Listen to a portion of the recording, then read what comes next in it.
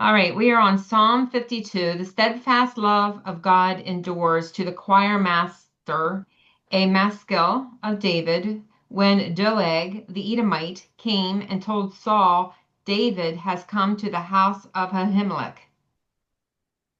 What you got, Kathy? God will judge the evildoer. Our anger must not block our confidence in God's ability to defeat evil. Author David. And then Kim, if you don't mind reading today. Not at all. 52.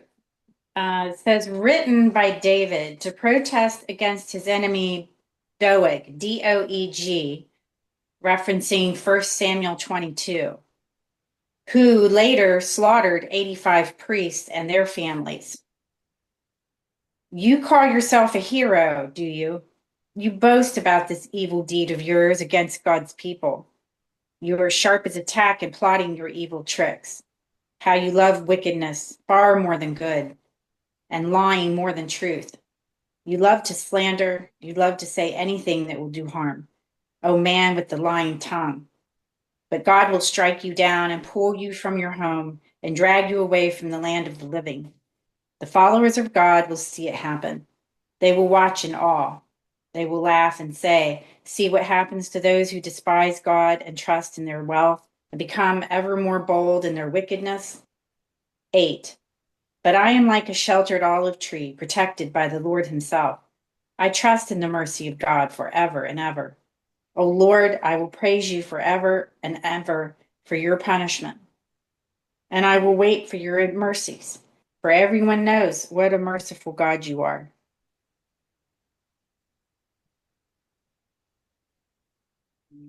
Any thoughts there?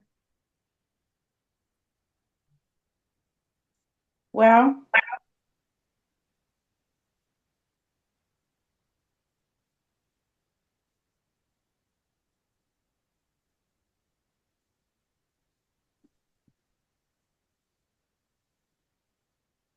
I don't know. It's kind of interesting to me. I mean, with all that David,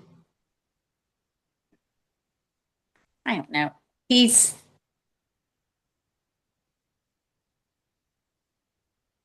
talking about the sin and the evilness of this enemy of his, I assume. And then it's really contrasting because with everything, all the ways he's sinned too, he still has no trouble talking how sheltered he is and how much he trusts in God and how much he's praising God and waiting on his mercies. I don't, it's, it's just contradicting to me. Like, well, and I guess I feel like I need to be more like that because instead of beating himself up and feeling bad about himself for the ways he's sinned and whatnot, he's really leaning into God and being feeling confident about his relationship with God in spite of it all. I don't. That's what Well, I'm seeing. my thought comes, what's the difference between the Edomite and David? Because David's calling the Edomite evil. What's the difference between him and David? For verse 1, I have in my Bible it says that Doeg, or whatever his name is, thought he was a great hero, even boasting about his deed. In reality, his deed was evil and offense to God. It's easy to mistake accomplishment with goodness. Just because something is done well or thoroughly doesn't mean it's good. For example, someone may be a great gambler or a skillful liar. Measure all you do by the rule of God's word, not by how proficiently you do it. I think that's the difference between the Edomite and David. Rita, were you going to say something? I was the commentary here for Psalm 51 says, fearless confidence in God when under attack by an arrogant and evil enemy. David stands in the presence of God. and from the high tower of that refuge hurls his denunciation, much like the prophetic denunciation in Isaiah 22, into the face of his attacker. Though not a wisdom psalm, it has much in common with Psalm 49. The extended depiction of David's enemy forms a sharp contrast with the spirit of Psalm 51. And it says that Doeg had gone to Saul and told Saul where David was hiding at the time. Mm. And when you were saying, what's the difference between as far as Saul and Doeg? Well, no, David and Doeg. David was repentful. David repented. And Yeah. doesn't sound like Doeg did. So the difference in being evil, I mean, there's no difference in evil, but David repented. Yeah, I agree. And I was thinking too, like David was under the grace, like if reflecting like the New Testament, we're under grace. So when we sin and we have a repentant heart, then we stand under God's grace and protection. We may have some earthly consequences, but it sounds like Doeg wasn't under the favor of God. But I like that fearless confidence in God. Mm-hmm. Okay, John MacArthur, the overview. This psalm is a poetic lesson about the futility of evil, the final triumph of righteousness, and the sovereign control of God over the moral events of history. The event in David's life that motivated him to write this psalm is recorded in 1 Samuel. Oh, I think Kathy said 1 Samuel 22, but this says 1 Samuel 21 and 22. Verses, is it 20? Oh, chapters 21 and 22. Okay. Took me a minute there. Okay. So then what we have is the verses 1 through 5 is the rashness of the wicked.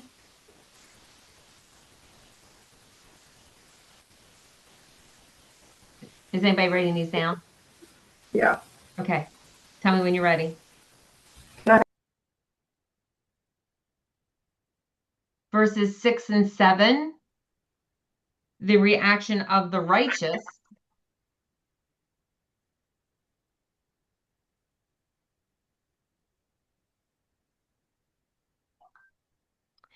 And then verses 8 and 9, the rejoicing of the godly.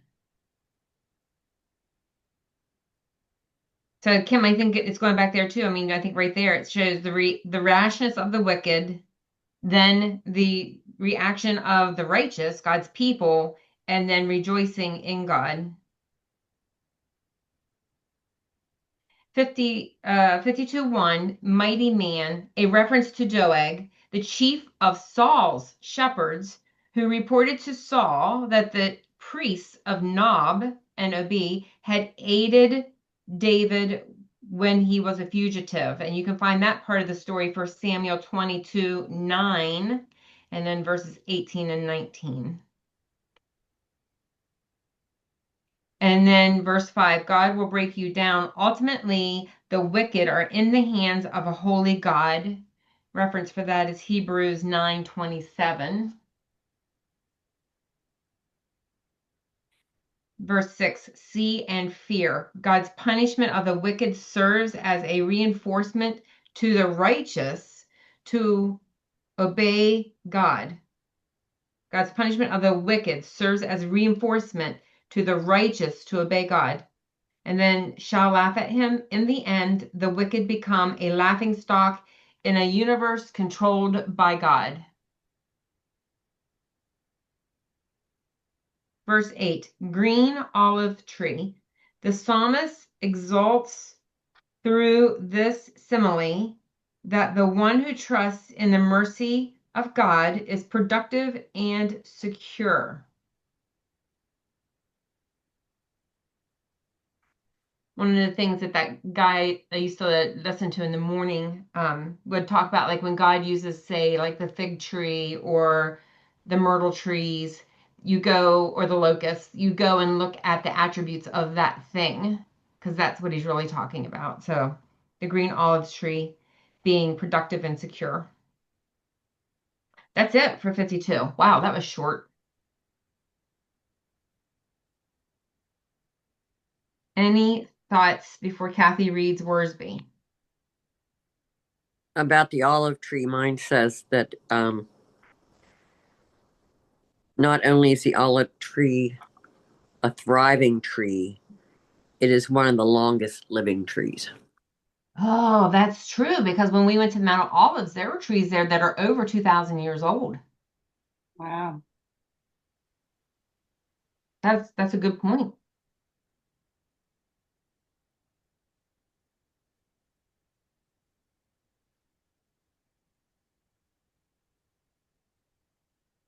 Whenever you're ready, Kathy. Okay. When David wrote this psalm, he was angry, and rightly so. And it says for the reason, see 1 Samuel 21, 1-9, and 22, 6-23.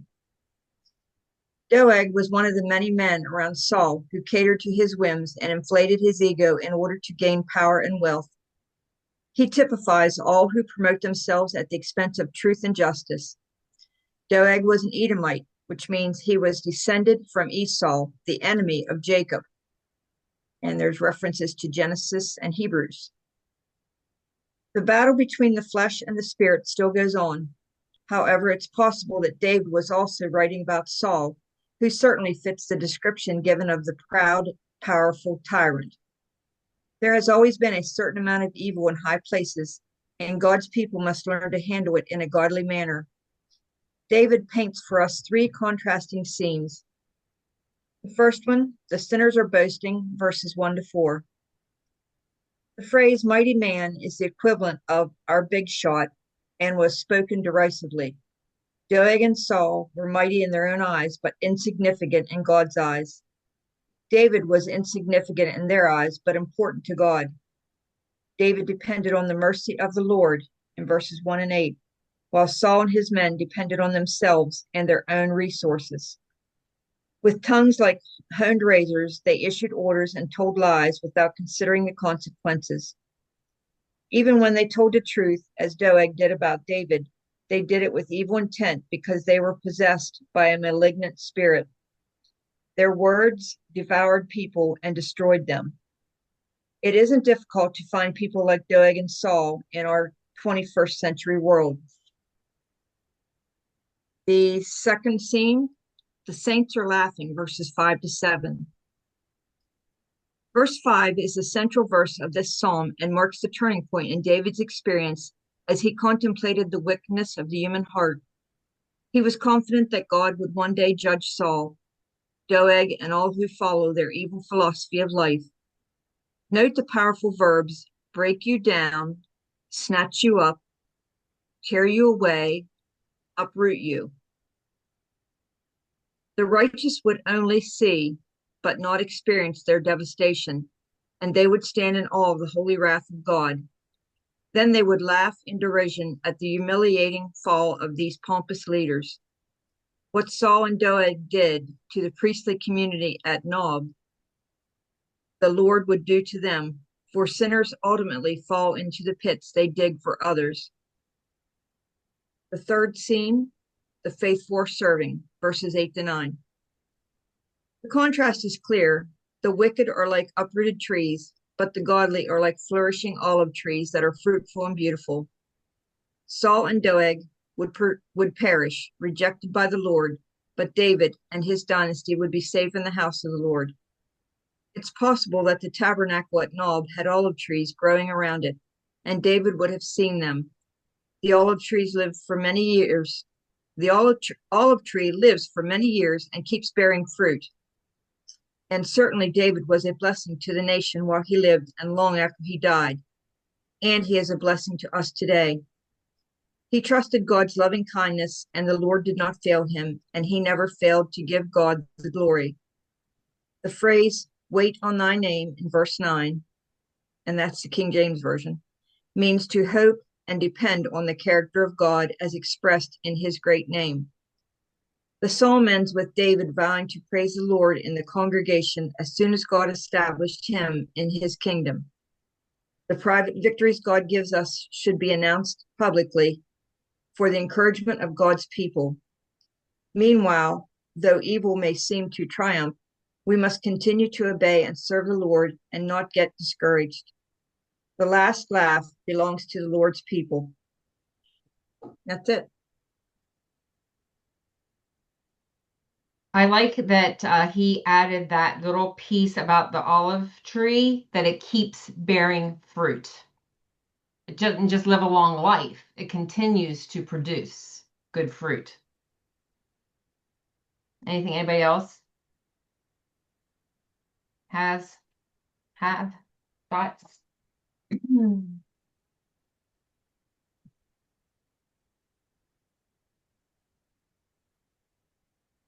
All right. Psalm 52 was written by David after Doeg, the Edomite, told Saul that David had visited and received assistance from Ahimelech, the priest. Doeg's, in his defense, his allegiance would have been to his boss, Saul. Doeg's actions resulted in the execution of Ahimelech, as well as many other priests and their families. And this is more specific references, 1 Samuel 21, 1 through 9, and 22, 9 through 23. Maybe if we have time here, we could read that. But I'll just highlight it so I can find it easy. 1 to 4. David calls Doeg, the Edomite, a hero, sarcastically, because Doeg boasts about evil. He contrasts Doeg's character with the Lord's. Whereas the Lord demonstrates faithful love, this wicked man only loves evil and words that destroy. By means of his treachery and lying, he caused many innocent people to die. Oh, okay. We might need to read the story because of his treachery and lying. So then did he say that Ahimelech helped when he didn't? I don't remember the story. Because what were the words that were treachery and lying? 5 through 7. David is certain that God would judge the wicked, including Doeg, with eternal damnation. He would bring the man down forever. His wickedness then was only temporary because he made his destructive behavior his refuge instead of God. Doeg's acts would come crashing down on his own head. Kind of reminds me of Esther. Verse 8, not only will God execute justice against the wicked, but he will also vindicate the righteous. David is like a flourishing olive tree in the tabernacle in the presence of his God. Why? Because he trusts in God's faithful love, the one thing in the universe that is constant. When you face the wickedness of the world, keep looking to God. I kind of like that line because the one thing in the universe that is constant is God's love. Though he permits evil for a time, God will accomplish his purposes, and unrepentant sinners will face his eternal judgment. You, like David, can be firmly rooted in his truth, thriving in spite of the wicked. And verse 9, in the light of God's faithful love, righteous character, and unfailing justice, David offers praise in the presence of God's faithful people. Don't fail to thank God, giving public testimony to what he has done so that others may be encouraged to put their hope in him. That is true. It just takes one person to stand up to give you courage. Any thoughts?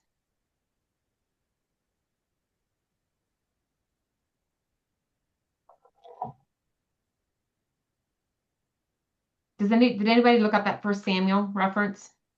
I have Is it 1 Samuel 22? It's the first one is, there's two of them. 1 Samuel 21, 1 through 9, and then 22, 9 through 23. Yeah. I have 21, unless someone else wants to read. I have 22. Okay, go ahead. Rita. David went to Nob to Ahimelech the priest. Ahimelech trembled when he met him and asked, "Why are you alone? Why is no one with you?" David answered Ahimelech the priest, "The king charged me with a certain matter and said to me, 'No one is to know anything about your mission and your instructions. As for my men, I have told them to meet me at a certain place. Now then, what do you have on hand? Give me 5 loaves of bread or whatever you can find." But the priest answered David, "I don't have any ordinary bread on hand. However, there is some consecrated bread here, provided the men have kept themselves from women." David replied, "Indeed, women have been kept from us as usual whenever I set out. The men's things are holy, even on missions that are not holy. How much more so today?" So the priest gave him the consecrated bread, since there was no bread there except the bread of the presence that had been removed from before the Lord and replaced by hot bread on the day it was taken away. Now one of Saul's servants was there that day, detained before the Lord. He was Doeg the Edomite, Saul's head shepherd. David asked Ahimelech, "Don't you have a spear or a sword here?"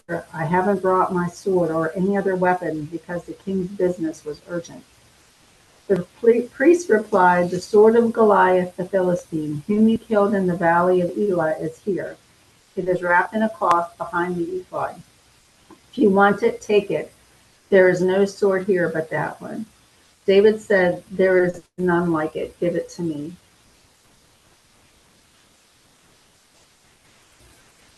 Yeah, or who had the second one? Kim. And that's 9 through what? 23.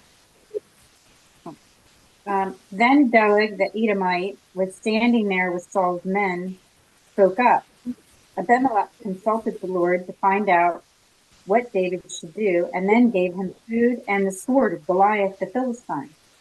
King Saul immediately summoned Amalek and all his family and all the other priests at Nob. When they arrived, Saul shouted at him, "Listen to me, you son of Ahitub." "What is it?" quavered Amalek. "Why have you and David conspired against me?" Saul demanded. "Why did you give him food and a sword and talk to God for him? Why did you encourage him to revolt against me and to come here and attack me?" "But sir," Amalek replied, "is there anyone among all your servants who is as faithful as David, your son-in-law? Why, he is the captain of your bodyguard and a highly honored member of your own household. This was certainly not the first time I had consulted God for him. It's unfair for you to accuse me and my family in this matter, for we knew nothing of any plot against you." "You shall die, Amalek, along with your entire family," the king shouted. He ordered his bodyguards, "Kill these priests, for they are allies and conspirators with David. They knew he was running away from me, but they didn't tell me." But the soldiers refused to harm the clergy. Then the king said to Doeg, "You do it." So Doeg turned on them and killed them, 85 priests in all wearing their priestly robes. Then he went to Nob, the city of the priests, and killed the priests' families, men, women, and children, and babies, and also all the oxen, donkeys, and sheep. Only Abiathar, one of the sons of Amalek, escaped and fled to David. When he told him what Saul had done, David exclaimed, "I knew it. When I saw Doeg there, I knew he would tell Saul. Now I have caused the death of all your father's family. Stay here with me, and I'll protect you with my own life. Any harm to you will be over my dead body." So it sounds to me like David is the one that left him under the impression that he was still serving under Saul. Is that the impression you guys got? And then Doeg, the lie was that he went back and said that Ahimelech, knowing that he was David's enemy, knowing that he was Saul's enemy, helped him, which is not true, right? I'm thinking Amalek just assumed That he that, was serving under David, yeah, under Saul. David was serving under Saul. Well, David led him to believe that. I thought He I said, thought so in the I'm beginning. under the king's urgent business, and I ran off without a sword or anything. So what can you give me? So David was being deceptive Yeah. with that priest. Also, do you remember who the Edomites came from? That would be a trivia question. So, I think I read that. It wasn't Ham, it was Esau, Oh, Jacob's Esau. twin brother. It's Esau. Esau. yeah. Mhm. Jacob's twin brother. So he definitely was in opposition to the Israelites. So I'm like, why is he even Saul's main guy? well, he was a shepherd. He wasn't a fighting man. He was a shepherd. Oh, that's true. Well, then why was he in the palace? Or why was he in the temple when David was there? I'm sorry. Did you say David's twin brother, or did you mean Jacob's twin brother? Jacob. I may have Oh, said David, but I did mean Jacob. I think the Bible verse said that he was under God. Like, I'm not sure what that means. Oh, claiming Do it. our God, claiming Yeah, David's God. it was. I just didn't realize there were that many priests present. I thought it was just the Amalek was the only priest there, and then suddenly there's 85 priests there.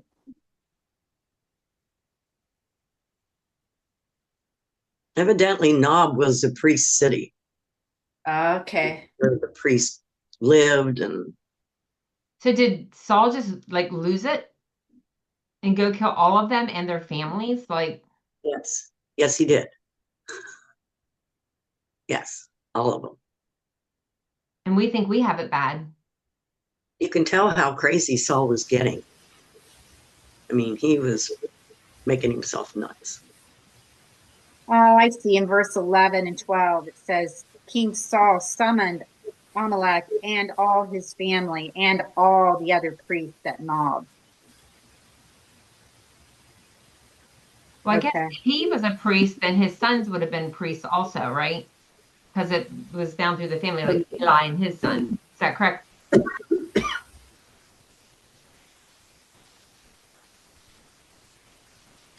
So when we were asking about why he was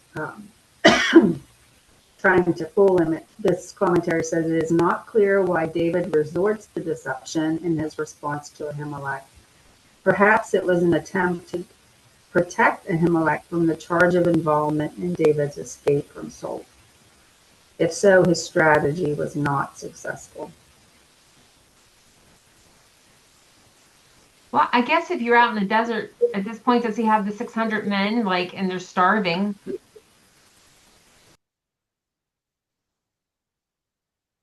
If I'm thinking correctly, he was trying to feed his military. I think at one point Jesus even referenced David eating the consecrated bread. Because it was supposed to be for the kings, right? Or it was supposed to be for the high. I thought it was for the priests to use, but Well, you could very possibly be right. Let's just ask Uncle Google here. The So bread. this says, Go ahead. Go ahead. the consecrated bread, it was the bread of the presence, and that references Exodus 25:30, which was placed in the holy place in the tabernacle, and later in the temple as a thank offering to the Lord, symbolizing his provision of the daily bread, or the daily bread. Although the bread was to be eaten only by the priest, Ahimelech agreed to give it to David and his men on the condition that they were ceremonially clean.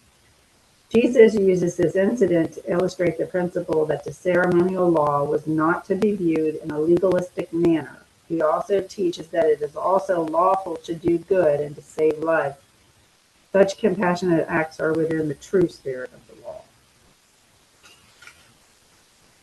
Yeah, and it says the justification is Ahimelech gave it to them, and Jesus later affirmed this act, noting that God desires mercy over rigid adherence to ceremonial rules when a life is at stake.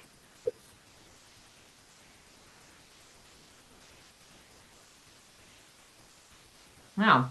We were talking about why Saul had those priests killed.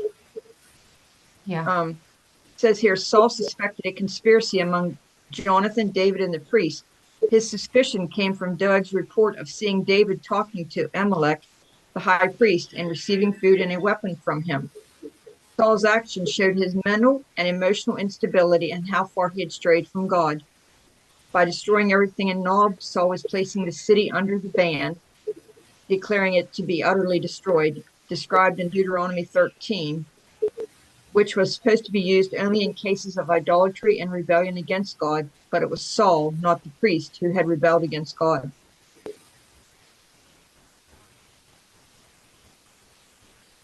Hmm.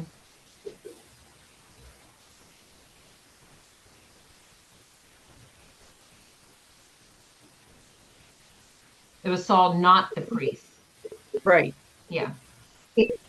Um, there's a reference in there, Kathy, Deuteronomy 13:12-17, Yeah. that ban described in Deuteronomy. It says,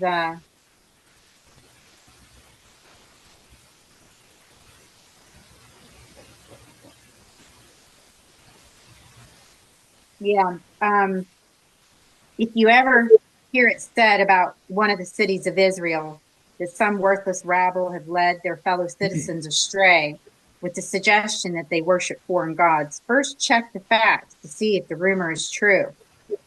If you find that it is certain that such a horrible thing is happening among you in one of the cities the Lord has given you, you must without fail declare war against that city and utterly destroy all of its inhabitants and even all of the cattle.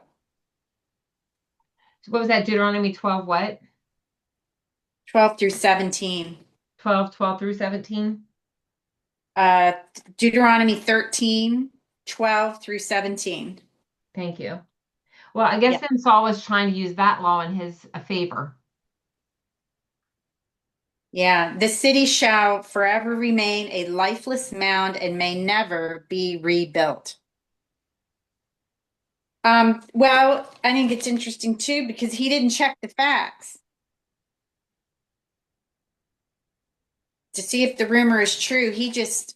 That's, because he was so far away from God, like he didn't consult God. It was all a big assumption. He just used scripture to support what he wanted to do, to Yeah. justify what he wanted to do. Very good. Well, and all because David was deceitful. I justify David though that he's trying to feed his men like they were starving. Like it would be better to feed them.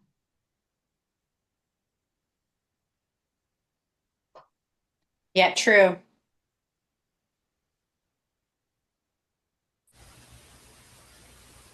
All right.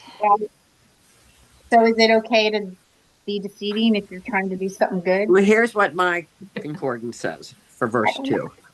David lied to protect himself from Saul. Some excuse this lie because a war was going on, and it is the duty of a good soldier to deceive the enemy. But nowhere is David's lie condoned. In fact, the opposite is true because his lie led to the death of 85 priests. David's small lie seemed harmless enough, but it led to tragedy. The Bible makes it very clear that lying is wrong. Lying, like every other sin, is serious in God's sight and may lead to all sorts of harmful consequences. And then don't minimize or categorize sin. That's a good point too. And I think about David's heart in the Psalms and how broken he was over his enemies. Like now he's got the burden of the guilt of all these priests and their families Mm-hmm. are Yes. murdered because of what he tried to do. Yes. being a leader is a hard job. And do you think that at that point he thought he was doing right, but it wasn't? I mean, maybe later after the consequence, after the fact, then he realizes I shouldn't have done that. Well, he was like 50-50 chance. I might be able to get away with it and feed my people. Probably never thinking that Saul would kill everybody. Here's that. Well, yeah, which kind of goes back to the very beginning, our discussion in the beginning. It's like David in verses 1-7, talking about their wickedness, but he didn't acknowledge his own wrongdoing. And I guess that's why the theme, like what Kathy read, says our anger must not block our confidence in God's ability to defeat evil. So David took it into his own hands when he went the deceiving route, and it didn't turn out very good. He tried to fix it. He did. Well, and listen, I'm thinking how I would think if I were in David's shoes. I'd have been like, I could have killed Saul in the cave, if that comes after this. And I didn't. I'm trying to do the right thing, but I got to feed my people. And I mean, if it were your family, which probably a lot of these, I like the fact that Saul told all his other people to go to kill them, and they wouldn't do it. Where was that? Did y'all pick up on that? Was that in No. Kim's or? or Rita. either. I think it must have been Kim. I think It was in Kim's reading. He told his soldiers to kill them. They wouldn't do it, so he turned to the Edomite and said, Yeah. "You." Yeah. Oh, that was in Deuteronomy. That was in Deuteronomy. And he was happy to do it. No, I didn't have Deuteronomy open. Kim, I read it. It was in Kim's. So that would have been 22:9-23 Right. Oh. for Samuel. Oh, okay. Yeah. Oh, yes. I forgot about that. Well, at least they stood up and did the right thing. Yes. I can't find it now, but I read it while Kim was reading. And only one son survived. I think Lori in starts like in verse 17, maybe. The king ordered the guards, turn and kill the priests of the Lord because they too have sided with David. They knew he was fleeing, yet they did not. But the king's officials were not willing to raise a hand to strike the priests of the Lord. Yes, there it is, Kathy. Thank you. Mm-hmm. Well, and that kind of makes me think of today. Like, even if our government is evil and tries to tell us to do something that we are convicted about, like that, we don't have to do that. We can stand up. And God will honor that. You just got to wonder, how would this have unfolded if all these assumptions and all the deceiving didn't go on? Like, what would have been the outcome? Then it wouldn't have been part of God's plan, Kim.